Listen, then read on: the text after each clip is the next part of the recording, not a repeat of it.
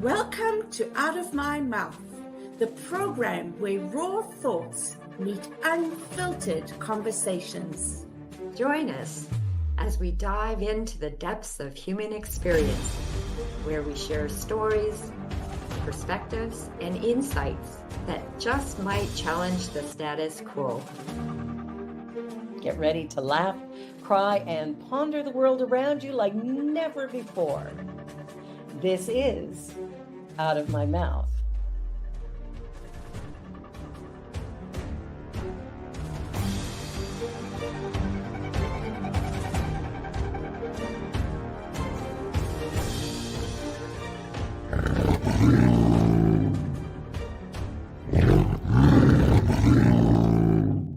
The views and opinions of our guest and hosts do not necessarily reflect those of New Thought Media Network, or any organization we may be affiliated with. Here at New Thought Media Network, we welcome freedom of speech and courageous conversations. There are many topics that can be difficult to navigate. Challenging the status quo and engaging in lively debate is important to expanding our understanding of one another, and life in general. Creating a peaceful world doesn't happen because no one disagrees, it happens from a willingness to understanding one another. In our programming, we strive to expand consciousness and assist people in creating remarkable lives. Your comments are welcome at info@ntmedia.org.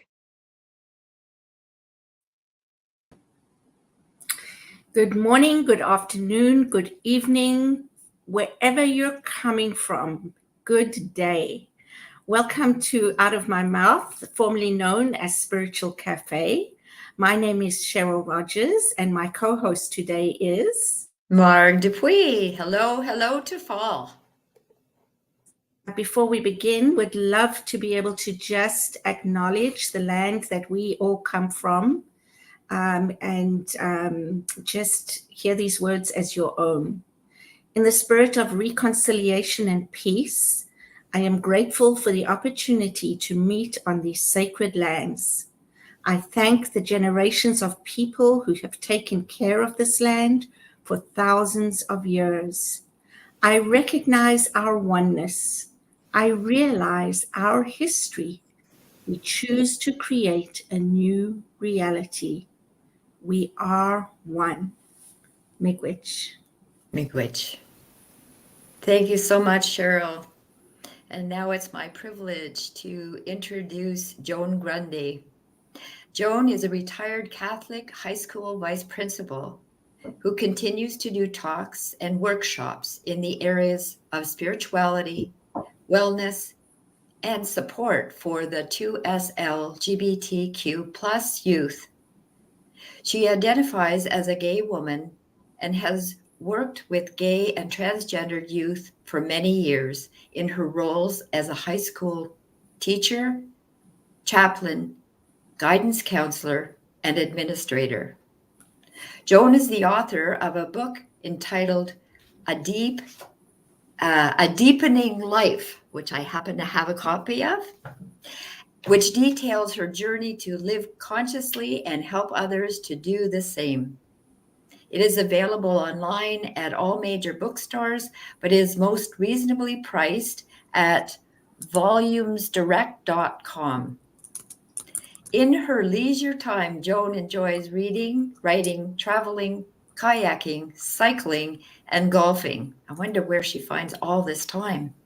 Her undergraduate degree is a joint honors in English and Religious Studies from St Jerome's University.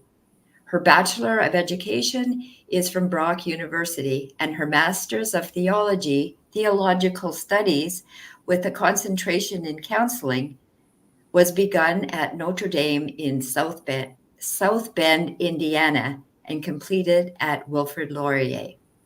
Welcome, Joan. Thank you very much. Nice to be here. So nice to have you here. Mm-hmm. So your book. Yeah, it's been, it's interesting. I can't believe it was released in 2015, 9 years ago. It sure doesn't feel that long. And so you wrote words to inspire other people. Has it inspired you too, as well as other people? Well, it's interesting. I always loved writing, even as a kid. I run into my grade three teacher once in a while, and she still reminds me of, she'd give us an assignment to write a page, and I'd hand in 8 if it was a story. So could be maybe some of my Irish background too. Why say something in one sentence if you can use 50? So I always had a love of writing, and it was always kind of on my live life to the full list, that I'd like to write a book. And I knew I had some things to say, but the hardest part for me was figuring out where to begin. And my father had been diagnosed with Alzheimer's, and the Alzheimer's Society had asked me if I would do a little talk to kick off the Alzheimer's Awareness Month here in Brantford, my hometown. I said, sure. So I could have probably just written a page, but it ended up being 5. And afterwards, one of the local politicians who I knew came up and put his arm on my shoulder. He said, I think you have the beginnings of a book there. And it was a light bulb moment. And I thought, okay, this is where I can start. So the first chapter actually is called Unexpected Gifts, about the lessons and the learnings of walking with my father alongside my family. It wasn't just me, my mother in particular, who was his closest companion on the journey. And so, just wanting to cull some wisdom and cull some positivity out of something, that was quite devastating. And, I do say that, and I know those of you listening who have somebody in your family with any form of dementia, I think will get this. It feels like the whole family has it, not just one person, because of the devastation of it. Mm-hmm. But, I always wanted to live consciously, live a reflected life. And I really believe that wisdom comes at the intersection with our lived experience and our reflection upon it. And oftentimes I think that reflection piece is taken out of the equation. So sometimes we repeat patterns in our lives, whether it's in relationships, whether it's in individual, behavior patterns, because we've not done that reflection. So I think this book, long-winded answer here for you, was just my way of doing some reflection on my life up until that moment in time. And the 5 chapters reflect, I think, some universal themes, and that seem to have been confirmed by people who have read the book and who have graciously taken time to give me feedback, that although my story is individual, the themes of it seem to be quite universal in terms of, on the path with a loved one who's suffering. And then in chapter 2, the path of integrity, trying to live a life of authenticity and integrity amidst discerning at 33 that I was a gay woman. Here I am, head of a religion department in a Catholic high school, wanting to be in relationship. Church teaches it's okay to be gay, but not to express it relationally, sexually. Mm-hmm. So, quite a crossroad there. And then chapter 3, guided by grace, talking about what I call spirit guides in my life and the wisdom that I learned through them. Chapter 4 about relationships, loving, learning, letting go. And then this is a real test of my knowledge here of what these chapter headings are. A few more gray hairs since too. And then the last chapter, Who Will Drive My Soul? About how do you want to live? Do you want to live, again, reflectively, consciously? So it was a good exercise in just bringing together some of the wisdom I think I had culled till that time. Most of it through a lot of pain and struggle, which when I talk to other people, again, universal themes is quite common. People don't just kind of get there generally. We normally, are taken there dragged. And I always joke, when I think of that beautiful poem, I think came out in the 70s, footprints, with Jesus. Why was there only one set of footprints? It was then that I carried you. And I said, well, mine would have drag marks. It wouldn't be clean prints in the sand. You would know the struggle. So, yeah, it was ended up being a very grace-filled experience to write that book, and then to know that it has touched the lives of others has been quite humbling, actually. I apologize for my voice going in and out. I'm struggling a little bit with a sinus infection, so I got my lemon water and my little Hall's Mentoliptus, and so I just want to apologize, but I'm good to go here. Yeah, no worries. We can hear you just fine. Good. Gosh, there was so much in what you just shared, and I loved how you spoke about experience and reflection coming together. And basically, what I heard was, if we don't stop and reflect, we repeat the same things over and over. And so reflection can help us break the pattern. So that was a lovely way of putting it. Yeah, I also agree with you, Joan. So many things. I really think that that's that everybody on earth has their own struggles, has their own stuff, their own bag to carry. A few years ago, I just thought to myself, well, shit becomes fertilizer. Yeah, that's right. Right? Yeah. And I mean, you didn't say it in those words, but that's what you're basically saying, is that the struggles are where we grow. They help us be who we are today. They form our spiritual beliefs and the way we live, and all those kinds of things. And without them, who would we be? Right. Yeah, and I don't think we talk about that enough, really.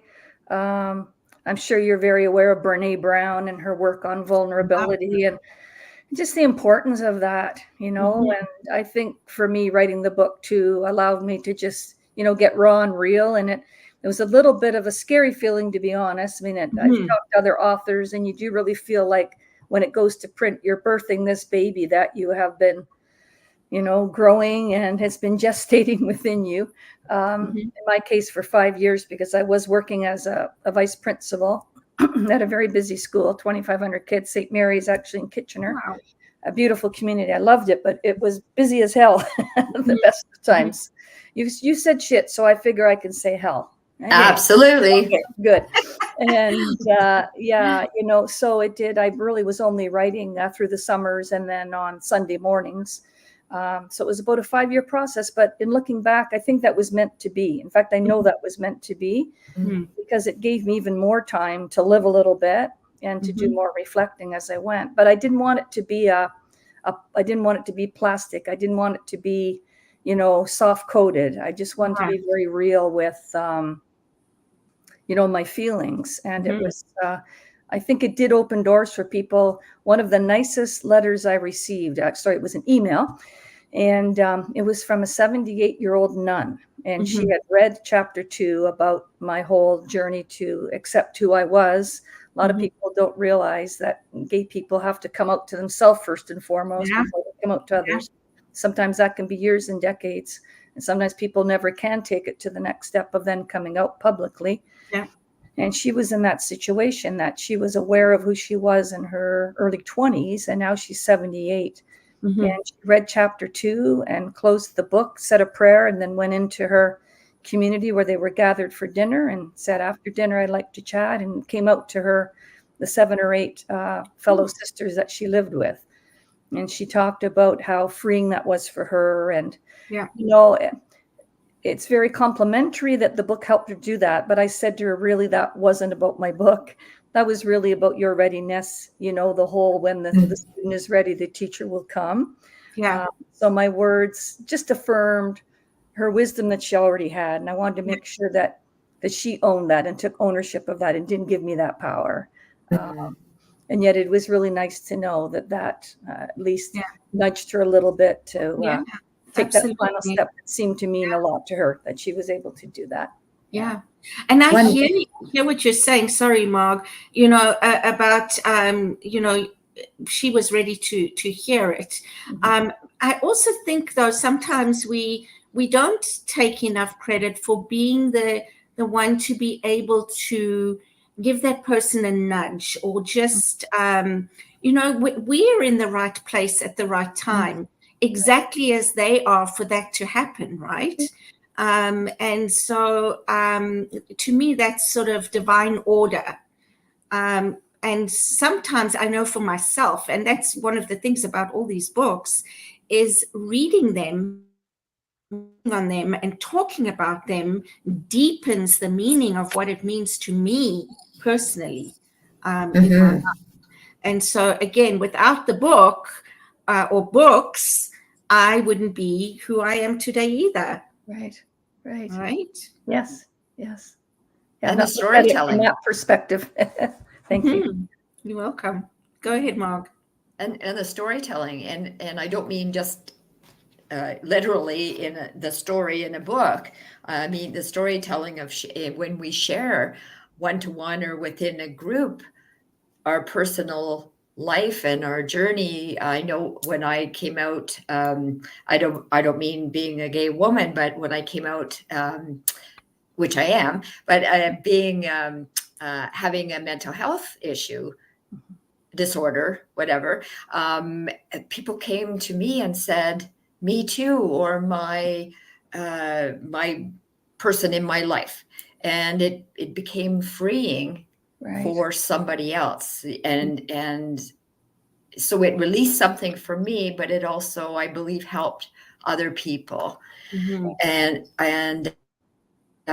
so with your book, did you feel that you learned lessons too? Like, did you go, "Oh, I wrote that. Hey, wait a second. What can I learn from it?" Yes, actually, I had folded in some of the journal entries. I've always kept a journal since I was, in my teens. I mean, I didn't write it in every day. Normally wrote in it when I was going through tough times or really good times. I still do. That's when I'm attracted to doing that. And so when I would go back and read those, I would think, "Oh, did I write that? That's not bad." And so I was able to choose some of those pieces that I thought would be good examples for what I was writing about. And one of the people I write about in chapter 3, one of my spirit guides, his name is Graham Jackson. And I'm not sure if he's still the director of the Jungian Institute in Toronto now or not. But he was a very seminal person, I know, for that organization. And I feel very blessed to have worked with him for over 10 years doing dream work, unconscious work, working with my shadow, those things that we don't want to acknowledge, let alone deal with. So challenging work. And yet he held me with such grace and helped me walk into my truth in many layers. And I think of, and again, very Jungian driven, about how Carl Jung says we're called to wholeness, not perfection. And that was really important, I think, for me when I was doing my book, to try to emphasize that we are all saint and sinner. All of our institutions are saint and sinner. We're both and, not either or. And I found that personally very, very liberating to realize I could be a real jerk at times. If I'm tired, if I'm run down, I can become quite arrogant, quite self-righteous, quite dismissive. I could go on and on. Probably if I had my family here, they could add a few more. But I can also be very kind and very compassionate, very thoughtful, very caring. Absolutely. And, the importance of acknowledging all of us. Yes. Because that's, I believe, where we really find ourselves, where we come to that divinity within, and can be forgiving of ourselves rather than damning of ourselves. And so, otherwise, if we're called to perfection, I remember Elizabeth Gilbert, who wrote Eat, Pray, Love, and a number of other books. She had this line, and I just loved it. She said, fear is just perfection in good shoes. Perfection is fear in good shoes. I thought that's so true. And how Brene Brown talks about how we then armor up if we feel, we need to, be perfect, to prove, perform, all the things we do that really take us away from who we are authentically. Yeah. One of the other themes for me, beyond the call to wholeness, not perfection, was also unlearning. which was very counterintuitive for me as an educator. Mhm. But the more I live, the more I realize a lot of what I'm doing, and I think I did throughout that book, was unlearn things that I had come to believe about myself, about other people, about the institutions that had been part of raising me in my belief system. Mhm. And, it's funny because I was called in by a few of the director of education, the chaplain at the time, and the board. When my book came out, I was still a vice principal at St. Mary's. I think only for maybe 3 weeks more. And it must have been a very, very slow news day at the Record, because it ended up being front page. Wow. The vice principal comes out, and thought, okay, here we go. That was, I think, on a Saturday. And then the Monday morning, I thought, here's the phone call's going to come in. Mhm. And there was very little negative response to that. And I thought, some of it was my projection and my own shame, feeling about my internalized homophobia, feeling that, the world was going to crumble because Joni Grundy had come out as gay. Am I really that important? Like, it was quite arrogant, really, when I look back at that. But really, the only 2 phone calls I got were from moms of gay sons. And they were both very moving. The first one, the woman just thanked me for what I was doing, and then through tears said to me, I really believe my son would still be alive had he gone to your school. I've done a lot of work within our community and our board on support for gay kids and gender minority kids. She was crying, I was crying, and I often put it on speakerphone just so I can take notes sometimes if I have to, follow up. And the door happened to be a bit open that day, and the secretary was crying when I went out because she heard the conversation. And the second conversation, the mom just said her son really wanted to teach in the Catholic system, but ended up teaching in the public board. And not that there's anything the matter with the public board, because there isn't, it's just different. And she said, I'm glad you're doing this work so that people can see who they are. So, that was quite an experience. And then receiving emails from kids, I had companioned them when they came out, and it was so cute.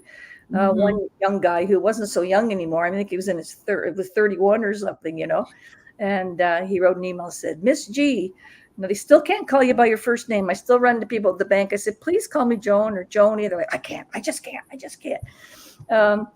And he said, you were there for me when I came out, and I saw this on oh gosh, what was our station there that was Canada wide? We don't have it anymore. It was a great little morning show news. Anyway, he saw it when he was out in BC, and he said to me, you were there for me. I'm going to be there for you. And so, it was quite lovely, really. And the kids at the school, like some of them kind of were looking as they walked by, should I say anything? Other kids like high-fiving you. And I got a card from one of these students as recent as 4 days ago with a lovely note in it. And they don't let you go, and I'm glad they don't. It's I went into teaching because I wanted to make a difference. It's just so affirming and humbling when, young people who are now, married and have little babies, have their own adult lives, and they still remember that you helped them along the way, so. Joni, I have to ask you, how did you manage to stifle yourself for that many, those years, years that you weren't able to say who you were? Yeah. I always say, that the closets are for brooms, not people. And one of the cues to me that I needed to start being more authentic publicly is my asthma, which I've had since my mid-20s, was getting really, really bad. And I thought, you know what? I'm using these inhalers. They're helping, but there's got to be something else. So I went to a naturopath. And after talking to me for just like 15 minutes, he said to me, and it was challenging, he said, well, let's talk about your emotions. Like, you're obviously really good at repressing, because this is what this is about, right?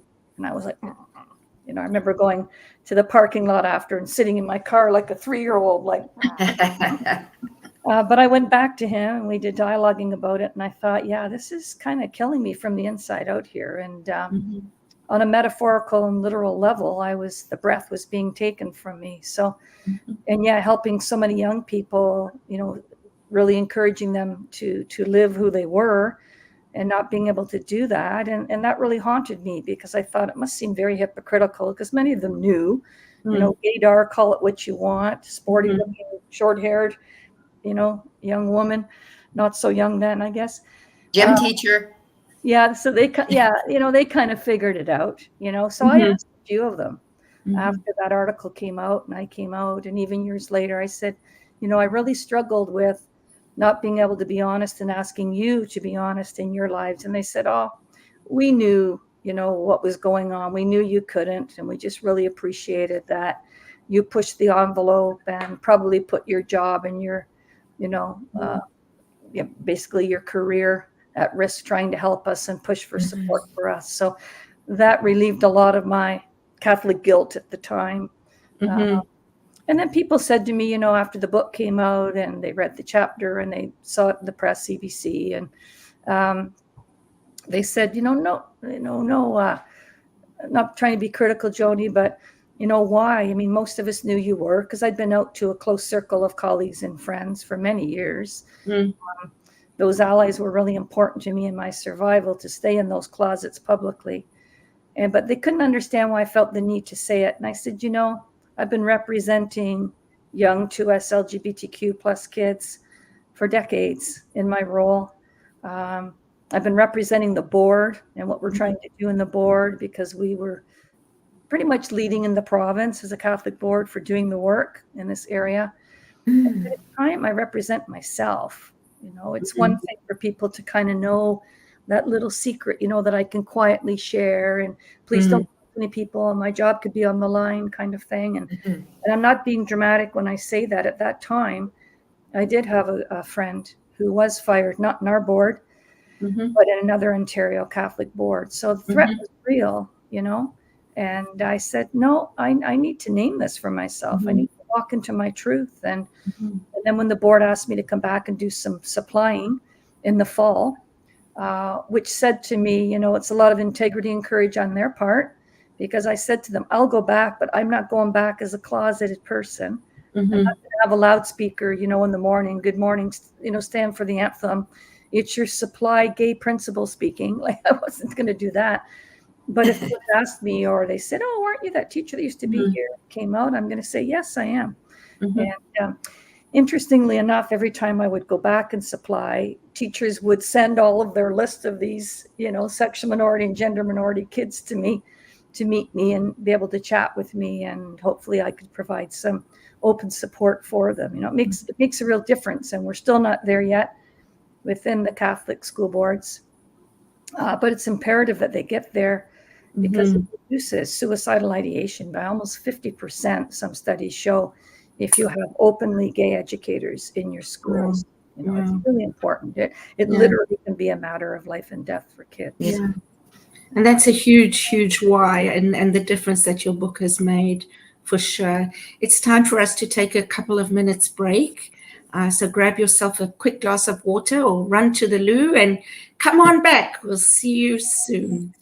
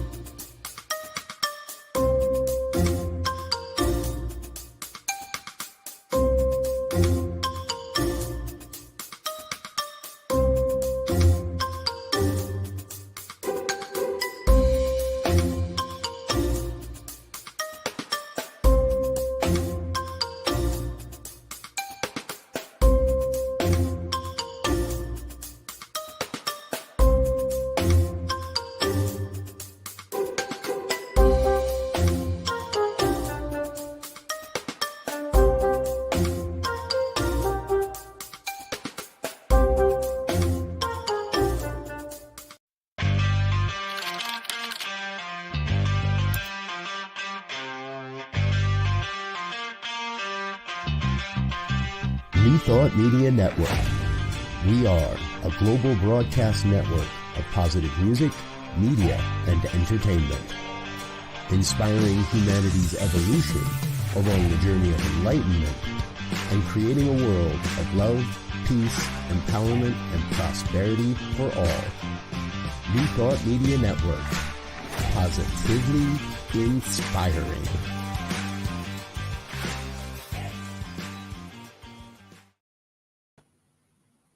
Welcome back.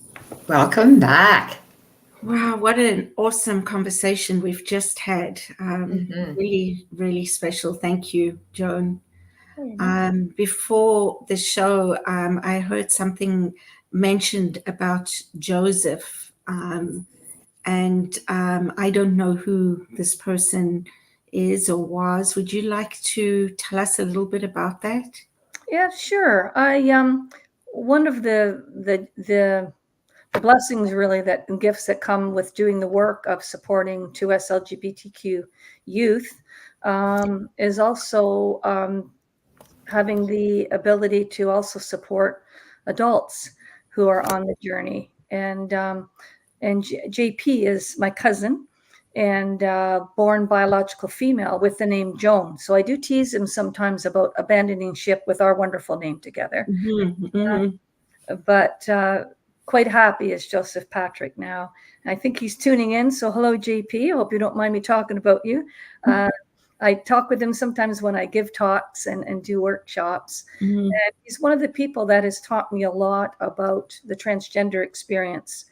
You know, sometimes when you are a sexual minority person, people assume you know everything about every gay person. You know, you get asked questions in workshops. Well, do gay people think this or do gay people think that? And I'll say, well, this gay person can share her opinion.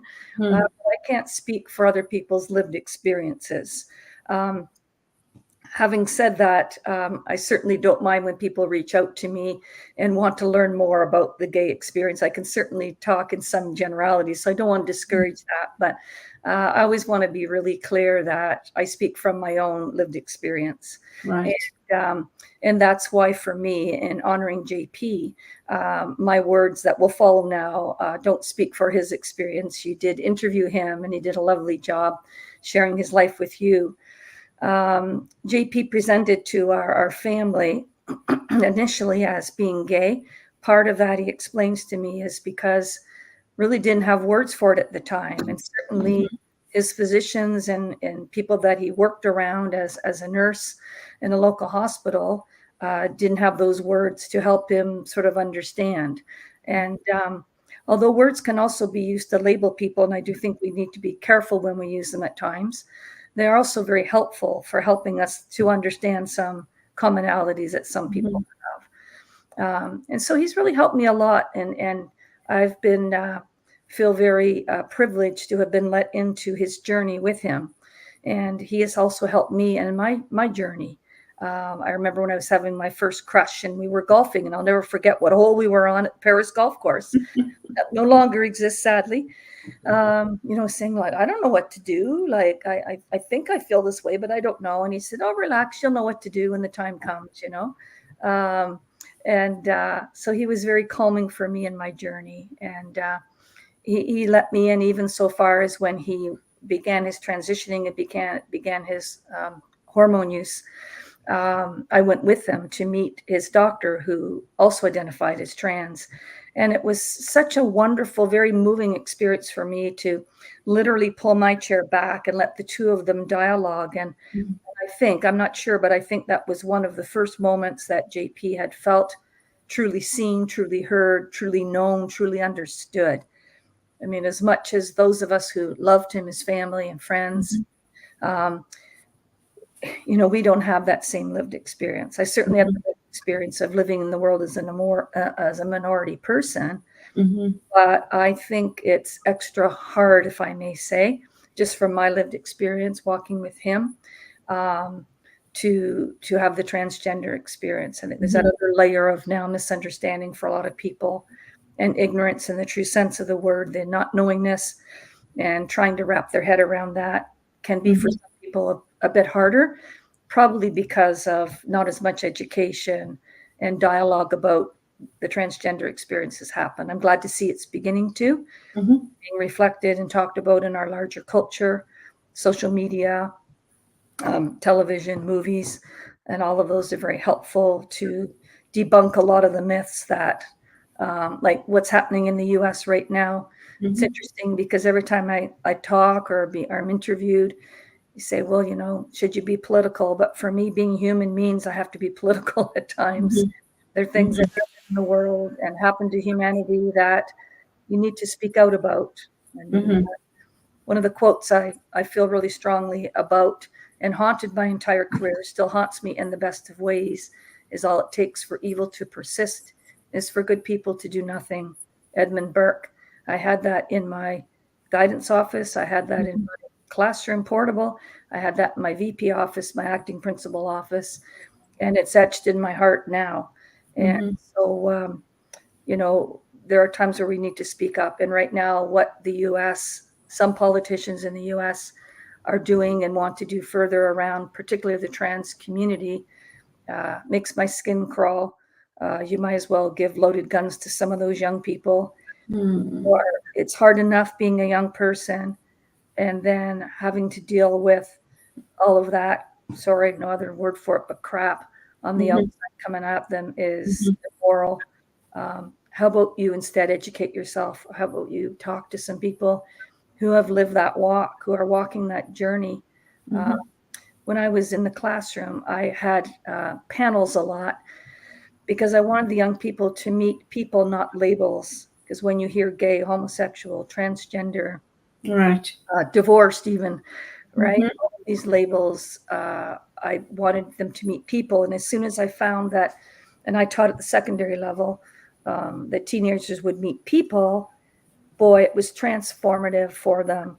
It wasn't just a head, but a heart experience for them. So got off a bit of a tangent there, but when I think about people who are trans and what the world is doing to them, and I know with JP, as he shared, you know, suicidal ideation, depression, anxiety, and I can speak for myself that having to work through shame in work against perfectionism is going to be a lifelong journey for me. Because I thought if I was a really good teacher, if I was really good at this, I tried to be a really, really, really good, almost perfect person. Then when they learn that thing about me, maybe they'll still like me. I still have that in me when I meet new people, you know, on that boat, cycling and sailing last week in Croatia. I'm now meeting 31 new people that I'm going to be on this boat with for a week.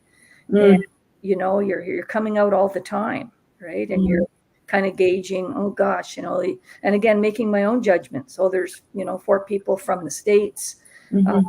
Are they Republican? Like, how are they going to feel about me? Not that all Republicans feel that way. Again, the learning I need to do about how about you give these people a chance? Just because they're from the US doesn't mean they buy into this. But there's the protective layer of yourself emotionally. And in some cases for trans people, physical threats. And for some gay people, you know, you do have to be careful about who you reveal, who you are too. So I have a real empathetic relationship with JP on the level of, again, living as a minority in the culture, but just witnessing his struggles, how hard he can still be on himself. Not telling tales at a school, to be honest, to say he still struggles with that. I see that in him. He's one of the most kindest, non-judgmental people I have ever met in my life. And that challenges me to be better and to be less critical. And so I learn from him. And I think part of the reason he is so kind is he knows what being hurt and being judged feels like. And so he doesn't want to do that to other people. But I've learned a lot. You know, we used to use the term, you know, male to female or female to male transitioning. And he said to me one day, you know, I don't like that use of language because I've always felt male. I didn't transition from female to male. I was always male. My body that was betraying me. My heart always knew, my soul always knew that's who I was from a very, very young age in his case. He's transitioned really well. but there's those that haven't, particularly those who've transitioned, who were born biologically male and always identified socially and emotionally as female, and then now are transitioning externally to look female. And for some, it's very difficult transition for them. So some of the hatred and the bias and the negativity that gets thrown at them makes it very dangerous for them. How courageous it is, stepping into their truth, living their truth, knowing that it can be dangerous for them emotionally and or physically. Yeah.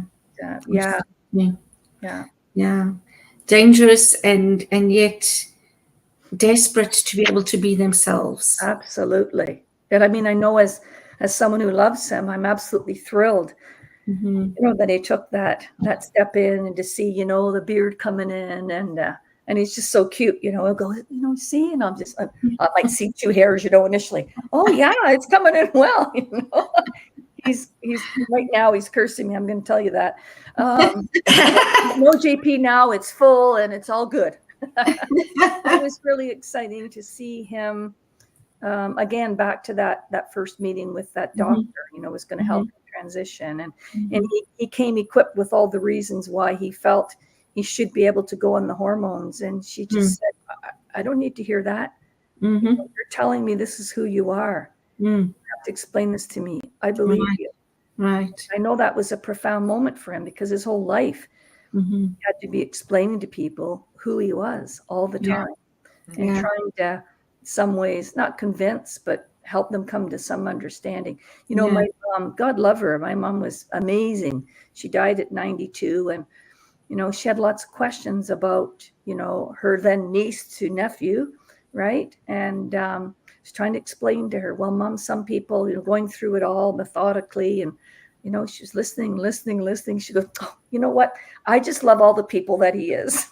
Oh, that's so sweet. He doesn't have multiple personalities, but it was horrible, and he told me that because JP's parents have been both deceased for a while. And I guess my mom hugged him on his birthday and just said how proud his parents would be for the man he's become.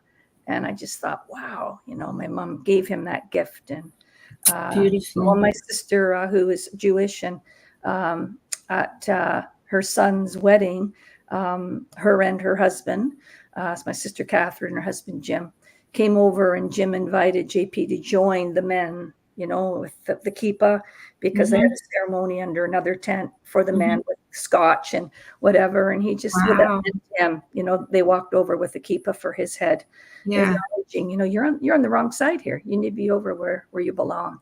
Wow. So, I'm very graced with a wonderful family who have supported me from the very beginning. And I don't take that for granted, because I have friends and certainly familiar people who I wouldn't say are my friend group, but I've gotten to know whose families have not been that accepting.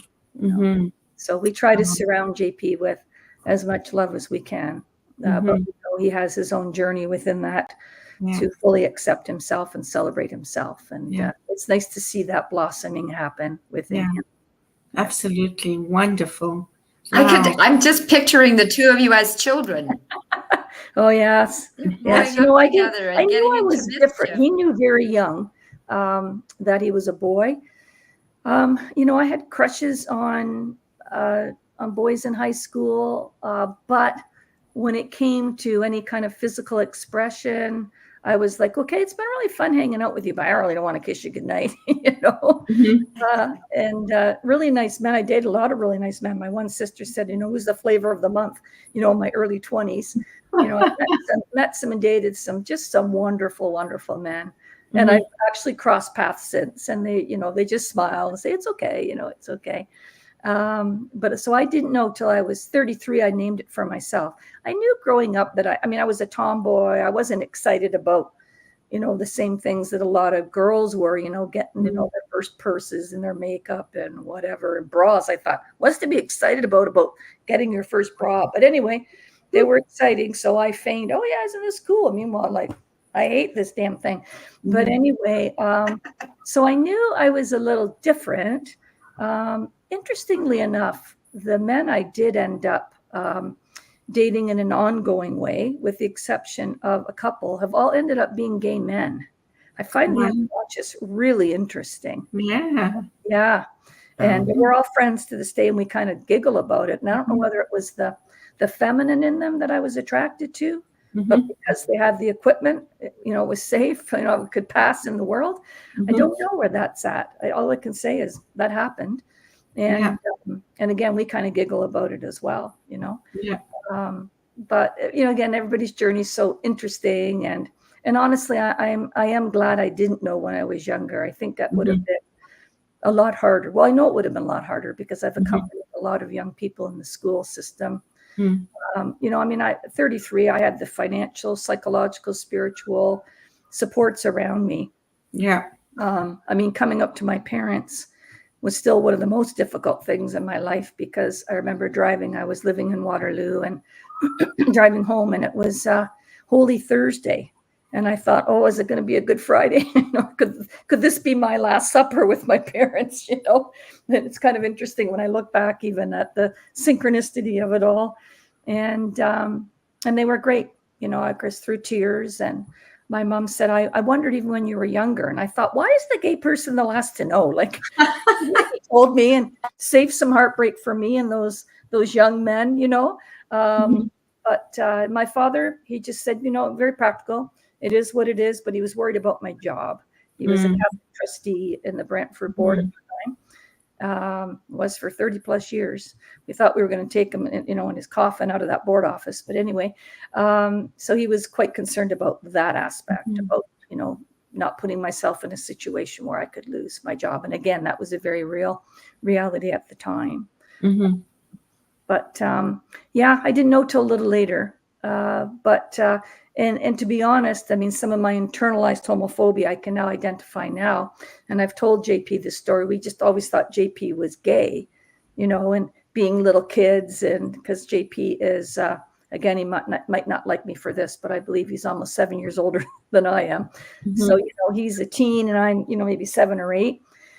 And, you know, we'd say we're going to visit my Uncle Mac and my Aunt Celia, and I'd say, oh, let's be friends and go homo. You know, I'd say this in the back of the car to my sisters. And, I mean, but, you know, JP was great. I remember him bringing his guitar down, and they had this stairwell, and all the adults were talking, and, you know, and he'd be showing me that at that time, me calling her still, you know, her and Joan, showing me some guitar chords, and in a room full of adults who weren't paying much attention to me, you know, he was. And so, yeah. And then as I started to wonder about who I was hanging out with him and his partner, gay partner at that time.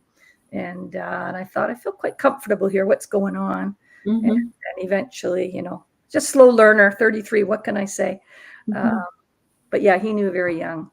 But we actually look a little bit alike. People say we both have the Wilson gene. Marge both for a few years.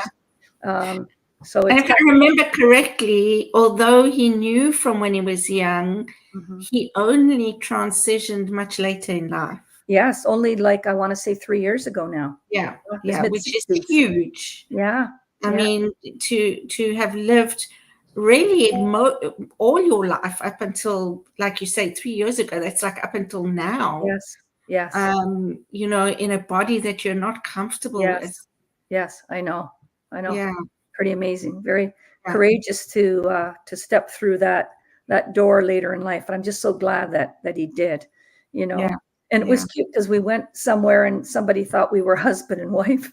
I said, oh, where'd he go? I think your husband just went up over there. Well, I laughed. Yeah. And I don't know if you saw, he sent you a message. He said, thank you, my loving, supportive cousin. That's very sweet. Very sweet. Yeah. We spend, you know, we'll have coffees together, and we're up at the park together now, and get, you know, it's nice. And I love seeing people respond to him truly as he is, you know. Absolutely. And if I remember correctly too, he was quite a handsome fellow. He's a very handsome man. Yeah. Oh no, now I'm not going to be able to live with him. That's not going to be good.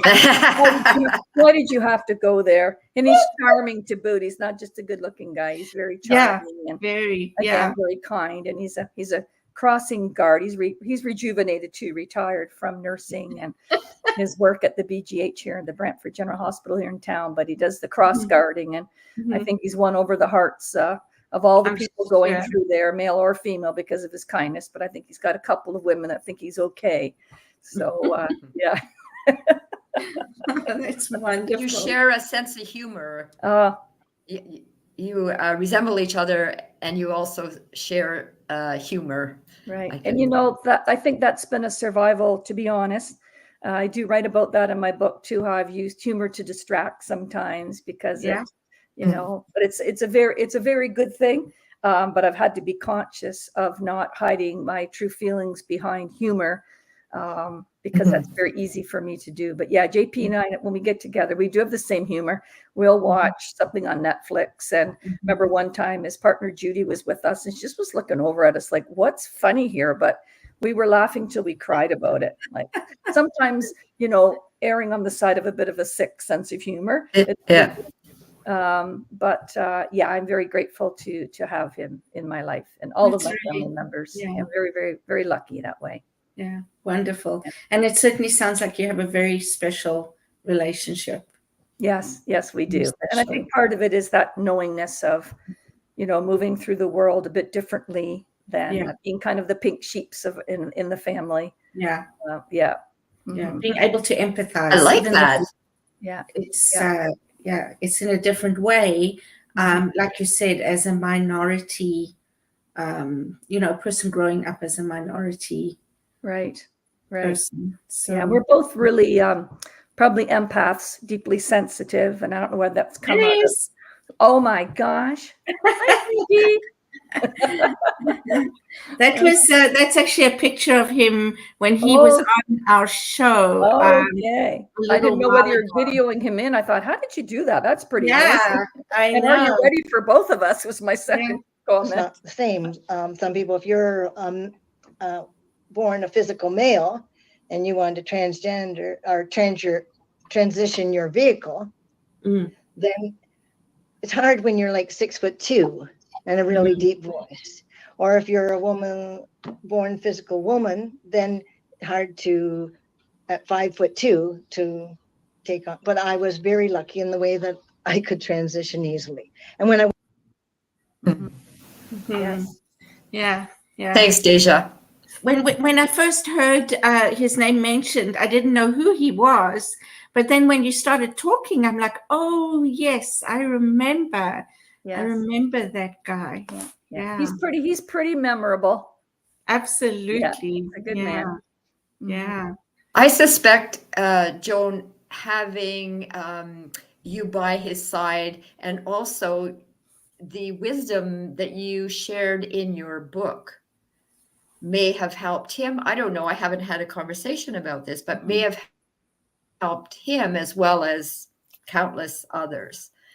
Yeah. I don't know. Keep on sharing. He's one of my biggest cheerleaders. Like even this morning, this text, good luck tonight. You'll be great. Like he's just always so positive and affirming and very supportive of the work I did in the schools. In fact, he was on one of my panels sharing his transgender experience.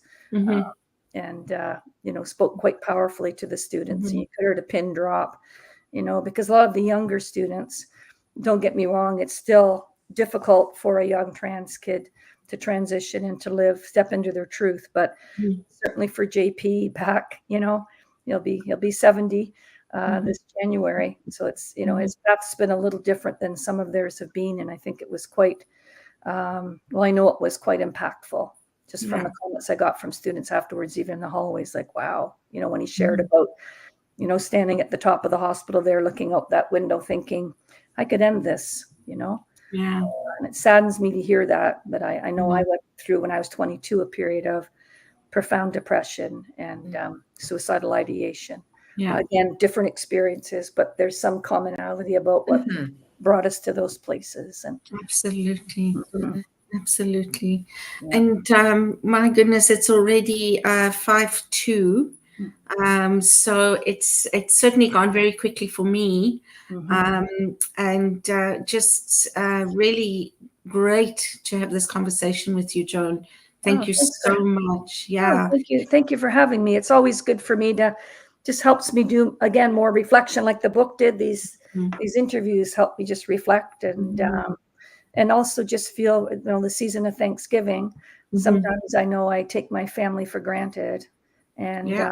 Thank we nice all. to be reminded of Yeah. how important they always are to me, but particularly important that Right. the support they've offered and continue to offer.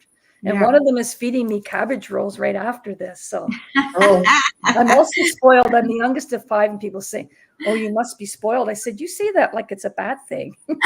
Yes, I'm spoiled, and I admit it. I've never denied that. Absolutely. And so what's one thing that you would like to leave our listeners with as we end today's show? Be gentle with yourself. You're not called to be perfect. You're called to embrace all of who you are, learn through your experiences, grow through your experiences, share the kindnesses that you can, and seek out the supports when you need them. Just Beautiful. embrace your Yeah. humanity. It's okay Yeah. to be human. And they say we teach what we need to learn. And so as I say that, I need to keep learning that myself. So that's why I say it. Yeah. Beautiful. Thank you. You're What welcome. about you, Mark? Is there anything you would like to say before we close out today? I just was looking at the notes that I took, and experience and when experience and reflection come together, I think that's where you said that's where we are now, Right. or that's where we can live our life from, and I'll take those words to heart. Yeah. Where I found in my own life, that's where wisdom has been found, in that intersection. Mhm. Yeah. Yeah. So, and on that note, I would just like to invite people to stop and smell the roses so that they can reflect and bring the experience and reflection together in order to move past whatever it is that they're looking to change in their lives. So once again, thank you so much. We could have gone on and on and on, I know, because everything you've shared is truly fascinating, and I'm grateful for your willingness to be vulnerable, not just in the show, but it takes a lot of vulnerability to release that book. Writing it, I think, can be very cathartic, but releasing it, like you said, releasing your baby, that's very courageous. And so thank you for taking the courage, for being that brave person to do so and making a difference in this world. Oh, thank you very much. It's a real privilege to be part of this dialogue today. I appreciate being invited. Keep up the good work. Thank you. And stay on. We can talk after we close the show. And Cheryl, what do you want to take away today? That's what I was saying. Yeah, Okay. absolutely. Often listening back to these shows, one picks up things that we miss. So I invite people to do that, and share, and what's the third one? Laugh. Like, share, laugh, and let's add a fourth, and love.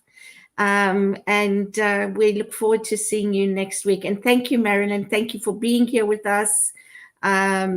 See you all next week. Bye-bye. On behalf of everyone at New Thought Media Network, thank you for being a member of our virtual family. Your financial contributions help share the New Thought message with people from around the world. Please visit and contribute at www.ntmedia.org/donate. New Thought Media Network, come be you. And please like, share, and subscribe. Until next time, peace and blessings.